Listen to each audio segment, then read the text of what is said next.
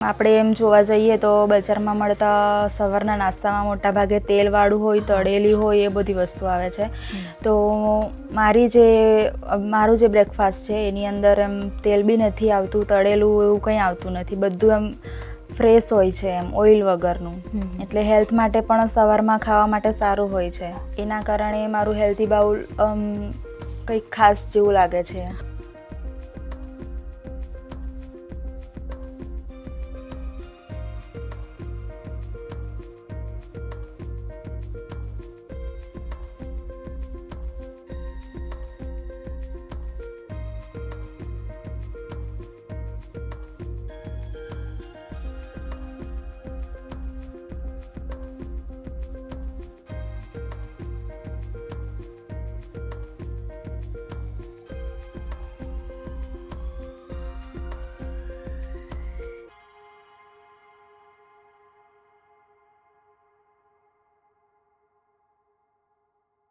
Hello, મારું નામ Monica Gamit છે. આજના એપિસોડમાં આપણે મળી રહ્યા છીએ એક એવી આદિવાસી દીકરીને જેઓ અભ્યાસની સાથે હેલ્ધી બ્રેકફાસ્ટના સ્ટાર્ટઅપ દ્વારા તેઓ અનેક આદિવાસી યુવાઓ માટે પ્રેરણારૂપ બની રહ્યા છે. તો દર્શકોને તમારો પરિચય આપશો. હા, નમસ્કાર. મારું નામ હરીશ્વરી ચૌધરી છે. હું એક માઇક્રોબાયોલોજી સ્ટુડન્ટ છું અને હાલમાં હેલ્ધી બ્રેકફાસ્ટનું સ્ટાર્ટઅપ કર્યું છે. માઇક્રોબાયોલોજી કર્યા પછી સ્ટ્રીટ લેવલ પર હેલ્ધી બ્રેકફાસ્ટ સ્ટાર્ટ કરવાનું કેવી રીતે વિચાર્યું? હા, એજ્યુકેશનની સાથે સ્ટ્રીટ લેવલ બિઝનેસ કરવાનું વિચાર્યું મેં. કારણ કે એજ્યુકેશન પૂરું થાય પછી પણ તરત નોકરી મળવાની સંભાવના ખૂબ જ ઓછી રહી છે. એના કારણે અને ફાઇનાન્શિયલ પ્રોબ્લેમ્સ પણ આવે છે. તો એના લીધે મેં આ સ્ટ્રીટ સાઇડ બિઝનેસનું વિચાર્યું કે સાથે સાથે એજ્યુકેશનની સાથે ફાઇનાન્શિયલ ફ્રીડમ પણ રહે એના માટે. સયાજી ગ્રાઉન્ડ વ્યારામાંથી જ શરૂઆત કરવાનું કોઈ ખાસ કારણ? હા, સયાજી ગ્રાઉન્ડ પાસે શરૂઆત કરવાનું ખાસ કારણ એ છે કારણ કે ત્યાં સવારની વેળાએ મોટાભાગના હેલ્થ કોન્શિયસ લોકો વધારે આવે છે. ચાલવા માટે આવે છે, રનિંગ કરવા માટે આવે છે, એક્સરસાઇઝ કરવા માટે આવે છે. તો મેઇન એ લોકો જ બધા હોય છે હેલ્થ કોન્શિયસ વધારે. એટલે જ મેં એ સેન્ટર વિચાર્યું કે ત્યાં મારી સ્ટોલ લગાવું તો બધાને એમ ખબર પડે કે હેલ્ધી વસ્તુ મળે છે તો પછી બધા આવે છે, જોઈ છે. એના કારણે જ મેં એ જગ્યાએ વિચાર્યું કે સયાજી ગ્રાઉન્ડ મારા માટે સારું રહેશે સ્ટોલ માટે. શું લોકો શરૂઆતમાં વિશ્વાસ કરતા હતા કે આ હેલ્ધી ફૂડ છે? હા, શરૂઆતમાં લોકો આવતા હતા, મારી સ્ટોલ પર જોતા હતા કે વસ્તુ કેવી છે, પછી બધું ચોકસાઈ રાખું છું કે બધું જોઈ છે. તો બધી વસ્તુ સારું જ જોવા મળ્યું એટલે બધાને વિશ્વાસ થયો કે સારું છે, વસ્તુ હેલ્ધી છે. એના કારણે ધીરે ધીરે બધાને વિશ્વાસ થતો ગયો અને મારી વસ્તુ બધાને ગમતી ગઈ. હા. એ સમયની પરિસ્થિતિ કેવી રહી હતી કે તમને લાગ્યું કે હવે કંઈક પોતાનું શરૂ કરવું જ પડશે? હા, મને એવું લાગ્યું કે એજ્યુકેશન પછી એમ જલ્દી જોબ મળશે નહીં એટલે પોતાનું સ્ટાર્ટઅપ કરી દેવું, જલ્દી સ્ટાર્ટઅપ કરી દેવું જોઈએ. એ મારા માટે સારું રહેશે કારણ કે અમારે કંઈક ખરીદી કરવી હોય કે પછી મારે આગળ ભણવું હોય, ફીસ ભરવી હોય, એના માટે મને ઘરેથી જરૂરી પૈસા મળી નહીં રહી. એના કારણે મેં એવું વિચાર્યું કે મેં જાતે કંઈક કરું તો મારી રીતે હું ભણી પણ શકું, મારે જે પણ કોર્સ કરવા હોય એ કરી શકું, કંઈ બી ખરીદવું હોય તો ખરીદી શકું. એના કારણે મેં વિચાર્યું કે હું જાતે કંઈક કરું તો ફાઇનાન્શિયલ ફ્રીડમ રહી શકે મારા માટે. પ્રોટીડોઝ કોન્સેપ્ટ તમારા બ્રેકફાસ્ટ બાઉલ્સમાં ખાસ એવું શું છે જે અન્ય સ્ટ્રીટ ફૂડ કરતાં અલગ છે?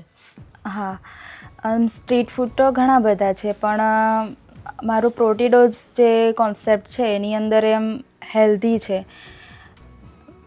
એટલે આપણે એમ જોવા જઈએ તો બજારમાં મળતા સવારના નાસ્તામાં મોટાભાગે તેલવાળું હોય, તળેલી હોય, એ બધી વસ્તુ આવે છે. તો મારું જે બ્રેકફાસ્ટ છે એની અંદર એમ તેલ બી નથી આવતું, તળેલું એવું કંઈ આવતું નથી. બધું એમ ફ્રેશ હોય છે એમ, ઓઇલ વગરનું. એટલે હેલ્થ માટે પણ સવારમાં ખાવા માટે સારું હોય છે. એટલે જ અને બધું એકદમ સાફ સફાઈ પણ સારી હોય છે. એના કારણે મારું હેલ્ધી બાઉલ કંઈક ખાસ જેવું લાગે છે. હા, પ્રોટીન અને ન્યુટ્રિશન પર તમે ખાસ ધ્યાન કેમ આપ્યું? હા, એક તો હું માઇક્રોબાયોલોજીની સ્ટુડન્ટ પણ છું, તો એમ બેક્ટેરિયા છે, પછી પ્રોટીન છે, પછી બધું જે કાર્બોહાઈડ્રેટ છે, એ બધી વસ્તુઓ જે ફ્રૂટ્સ છે, અમુક સબ્જી છે, કઠોળ છે, એની અંદર બધું આવી જાય છે. તો એ બધું મેં વિચાર્યું અને એ પણ મેં સર્ચ કર્યું કે કઈ વસ્તુમાં વિટામિન્સ કેટલું આવે છે, પ્રોટીન આવે છે. તો એ બધી વસ્તુનું કોમ્બિનેશન કરીને મારું બાઉલ બનાવ્યું છે મેં. હા, તો મેં બધું જ ધ્યાનમાં લીધું છે, પ્રોટીન, કાર્બોદિત, વિટામિન્સ બધું જ. તમારા રેગ્યુલર કસ્ટમર્સમાં વધારે કોણ આવે છે? હા, જે લોકો પણ સયાજી ગ્રાઉન્ડ પાસે આવે છે રનિંગ માટે, ચાલવા માટે કે એક્સરસાઇઝ કરવા માટે, એ લોકો મોટા ભાગના આવે જ છે મારા ત્યાં કસ્ટમર્સ. અને જીમના પણ રેગ્યુલર કસ્ટમર્સ આવે છે. અને ઓફિસ વર્ક માટે જે જોબ માટે આવે છે વ્યારામાં, એ લોકો પણ મારું બ્રેકફાસ્ટ લઈ જાય છે. અને ઘણા બધા સ્ટુડન્ટ પણ છે અને ડૉક્ટર્સ લોકો પણ આવે છે. ઘણા બધા ડૉક્ટર્સ છે જે રેગ્યુલર છે મારે ત્યાં આવે છે. અને બધા એકબીજાને સજેશન પણ આપે છે. અને નવા નવા કસ્ટમર્સ પણ આવે છે મારા સ્ટોલ પર. અને બધાને ગમે છે મારું જે બ્રેકફાસ્ટ છે એ. છોકરી તરીકે રોડ સાઈડ સ્ટાર્ટઅપ ચલાવતા કયા પડકારો આવ્યા? હા, છોકરી તરીકે સ્ટાર્ટઅપ કરવા પહેલાં બીક લાગી કે તું છોકરી છે, સવારે એકલી જાય છે, બધું એકલું સેટઅપ કરે છે, તો કઈ રીતે થશે એ બધું મને પહેલાં તો ટેન્શન થતું, થોડોક ડર લાગતો હતો. હા, પણ ધીરે ધીરે એ બધો ડર પણ નીકળી ગયો. કારણ કે બધા લોકો આવે છે સ્ટોલ પર, મારું સેટઅપ કરતા જોઈ છે, અમુક લોકો મને એકલીને જતા આવતા જોઈ છે, ખરીદી કરતા જોઈ છે. તો બધા એમ કહે છે કે ઘણી હિંમત કહેવાય તારી, અને બધા મોટિવેશન આપે છે, ઘણી હિંમત આપે છે. તો એમ ધીરે ધીરે બધા ડર પૂરા થતા ગયા, મારે ડર નીકળી ગયો ધીરે ધીરે.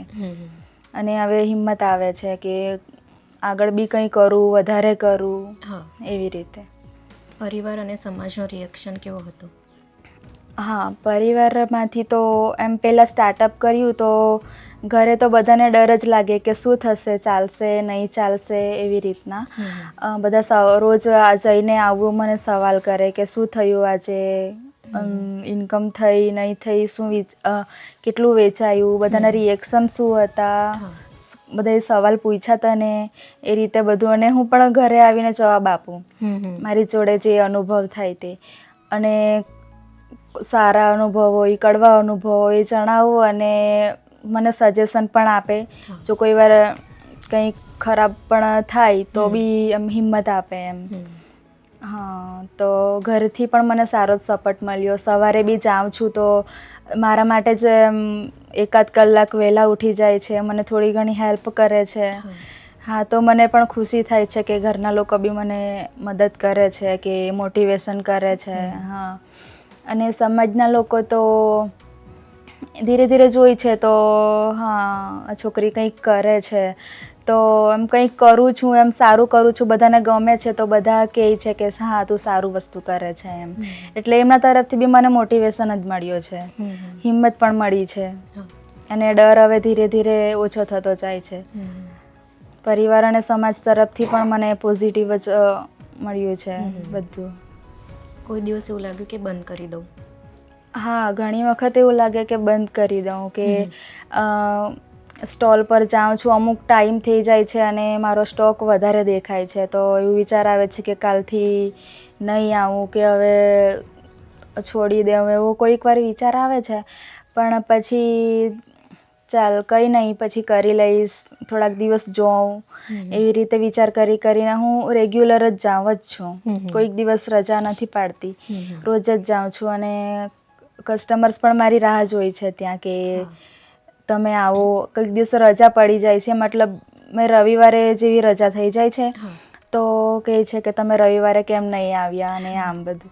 એટલે કસ્ટમર્સ પણ મારો વેઇટ કરે છે ને, તો મને બી ખુશી થાય છે. તો મારે રજા નહીં મૂકવું, હવે રેગ્યુલર જ બધાને મારો નાસ્તો પહોંચાડીશ એવું વિચારું છું. ઓકે. અને ભવિષ્યમાં ક્યાં સુધી લઈ જવા માંગો છો? હા, ભવિષ્યમાં આપણે વ્યારામાં જે મેં સ્ટાર્ટઅપ કર્યું છે, તો એ સ્ટાર્ટઅપને મેં વ્યારાના ઘર ઘર સુધી, આજુબાજુના ગામડાઓમાં પણ પહોંચાડું. અને સપના તો મોટા છે, પણ ધીરે ધીરે કરીશ એવું વિચારું છું. હા. આજ સુધીનો સૌથી ગર્વનો પળ કયો રહ્યો? હા, આજ સુધીનો સૌથી ગર્વનો પળ મારો એ છે કે લોકોને મારો કોન્સેપ્ટ ગમે છે અને લોકો મારી સ્ટોલ પર આવીને મને બેસ્ટ વિશિસ આપે છે, બ્લેસિંગ્સ આપે છે અને મારી મદદ માટે પણ આગળ આવવા માટે બધા ઊભા છે. એટલે મને મોટિવેશન આપે છે કે અમે તારી સાથે છે, તું કંઈક કરવું હોય તો અમને સપોર્ટ જોઈએ તો અમને કહેજે, એ રીતનું પણ મને કહે છે. અને હું મારે હમણાં તો જાતે કંઈક ખરીદવું હોય તો મને કંઈ ખરીદી શકું છું. મતલબ ઘરેથી મારે એટલું માંગવું નહીં પડે કે મારે કોઈક બુક્સ જોઈતી હોય છે કે પછી મારે કંઈક કપડાની ખરીદી કરવી હોય છે કે મારે કશે જવું હોય છે, એક્ઝામ માટે કોલેજ જવું હોય, પછી એમ કશે પણ જવું હોય તો મારે એમ ઘરે કેવું નથી પડતું કે મને જોઈશે કે તમે મને આપજો કે મને જરૂર છે એમ. એટલા તો હું મેનેજ કરી લઉં છું કે મારો ખર્ચો મેં જાતે ઉપાડી શકું છું. એટલા માટે મને એમ પોતાના પર ગર્વ બી થાય છે કે હું કરી શકું છું કંઈક જાતે એમ. જો કોઈ આદિવાસી છોકરી તમને જોઈને સ્ટાર્ટઅપ કરવા મોટિવેટ થાય તો તમે એને શું કહેશો? હા, જો કોઈ પણ આદિવાસી છોકરી એમ મને જોઈને એને હિંમત આવે કે હું પણ કરું આના જેવું હોય એમ, અને મારી પાસે કંઈક એને સજેશન જોઈએ તો હું એને સજેશન આપીશ અને શીખવાડીશ પણ કે કઈ રીતે કરવાનું હોય છે. અને એટલે બધું મોટિવેશન પણ આપીશ કે કઈ રીતે આમ આપણે હિંમત રાખવાની હોય છે, બધાની સામે કઈ રીતે આપણે વ્યવહાર કરવો જોઈએ, કસ્ટમર્સ આવે જાય કઈ રીતે બોલવું જોઈએ, એ બધું પણ એને શીખવાડીશ. એટલે કોઈ પણ છોકરીઓ શીખવા માંગતી હોય કે કંઈક નવું કરવા માંગતી હોય કે એ લોકોને કંઈક ટિપ્સ જોઈતી હોય તો હું આપીશ. અને એમ કહેવા માંગીશ કે એમ ડરવાનું, પહેલાં તો ડર લાગે જ છે પણ ડરવાનું નહીં. અને આપણે અહીંયા તો હમણાં ઘણા બધા કોર્સ ચાલે છે, સરકાર બી ચલાવે છે, બ્યુટી પાર્લર છે, મહેંદી છે, પછી હેરસ્ટાઇલ્સ, બધું જ એમ, એ જે આપણે ઘરે બેસીને બી કરી શકીએ. તો એ બધી વસ્તુ પણ તમે એમ સોશિયલ મીડિયા પર એમ કરીને પોસ્ટ કરી શકો, લોકોના ઓર્ડર બી આવી શકે એવી રીતે કરી શકો. એમ નાની નાની વસ્તુ પણ એમ આપણે કરી શકીએ એમ. શરૂઆત તો નાનેથી જ થવાની છે, એટલે શરૂઆત તો આપણે કરી દેવી જોઈએ. આપણને કંઈ પણ આવડતું હોય, કંઈ ક્રાફ્ટ આવડતું હોય, આર્ટ્સ આવડતું હોય, પેઇન્ટિંગ્સ આવડતું હોય, કંઈ બી આવડતું હોય તો આપણે લોકો સામે રાખીએ, લોકોને ગમે તો એ લોકો આપણી પાસે આવે જ છે. કસ્ટમર્સ બનીને આવે. આપણે કોઈકને કોઈક વાર હેલ્પ કરીએ તો એમ લાગે છે કે આને આ વસ્તુ આવડતી છે તો એ લોકો એકબીજાને કહે. એવી રીતના બી આપણો બિઝનેસ આપણે થોડો આગળ વધાવી શકીએ. એટલે આપણા વિસ્તારમાં બી એ બધી જ જગ્યાએ કોર્સ ચાલે જ છે, તો બધાને થોડું આવડતું જ હોય તો આપણે એ બધી વસ્તુ બધાને બતાવવી જોઈએ સોશિયલ મીડિયા થ્રુ. હમણાં એ તો વધારે જ ચાલે છે. સોશિયલ મીડિયા આપણું બહુ મોટું એમ મદદ થઈ શકે સોશિયલ મીડિયા દ્વારા આપણને. તો આપણી સ્કિલ્સ આપણે આગળ વધારી શકીએ. આપણને કંઈ પણ આવડતું હોય તો આપણે એને બિઝનેસમાં કન્વર્ટ કરી શકીએ છીએ હવે. શરૂઆતમાં મૂડી કેવી રીતે એકઠી કરી?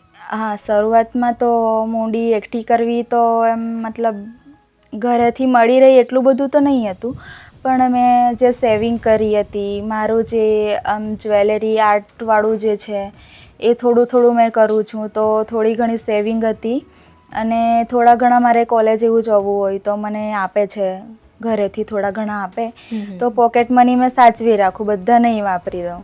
તો એ જે થોડી જે સેવિંગ હતી એ બધી સેવિંગ મળીને જે મેં સ્ટાર્ટઅપ કર્યું છે. તો સ્ટાર્ટઅપમાં પહેલાં તો બધું જ નહીં લઈ લેવાય, થોડી વસ્તુ લીધી મેં. હા, અને જે મેં રોજની ગઈ સ્ટોલ પાસે ગઈ અને જેની બી બચત થઈ તેમાંથી બી મેં મારી સ્ટોલમાં થોડો વધારો કર્યો. એવી રીતે મારું સ્ટાર્ટઅપ કર્યું.